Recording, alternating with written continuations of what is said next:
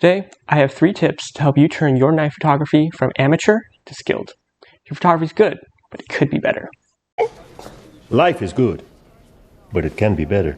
Oh my god. This is great for creating that nice early sunrise effect without going through all the mess that is time blending. I will drop a tutorial on time blending in the future, so subscribe for more quality content.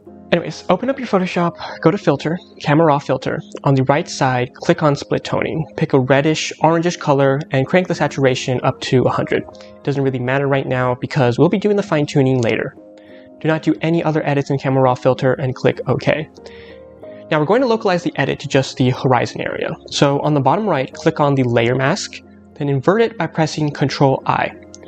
Remember, in the layer mask, black erases the effect. So with your brush tool, you want to paint it with the white. And then just paint it around wherever you know you want the sunrise effect. Usually this is around the horizon, not in the trees, and maybe any other highlights in your photo. To create a more seamless transition, change your brush hardness to 0%. Make sure it's at 0% and then massively increase the brush size.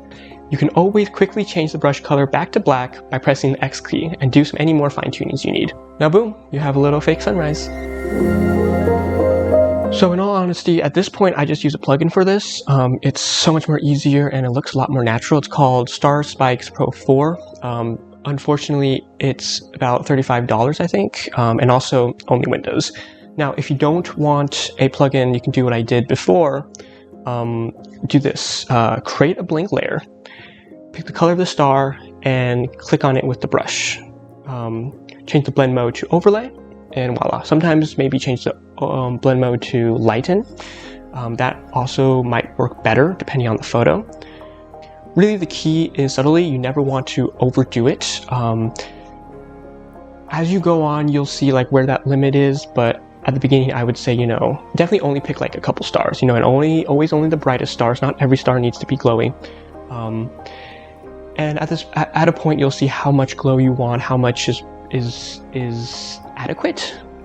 But yeah, really just practice. And I would always say when you're beginning, you'd rather underdo it than overdo it. All right, so final tip is always to stack your photos. It will massively reduce the noise in your images, which is a big problem with nighttime photos. Not only will this create, those clear skies and your stars go bling bling, but you'll also be able to lift the dark landscape without it being all muddy. And this is super easy. Just take 10 of the same photos. Well, 5 usually works, but I like taking 10 just to be extra safe. Take 10 of the same photos, same settings, and then once you get home, put it in this software called Sequitur. And this one's free, so don't worry. Now, once in Sequitur, it'll automatically choose your base image for you, so that's great.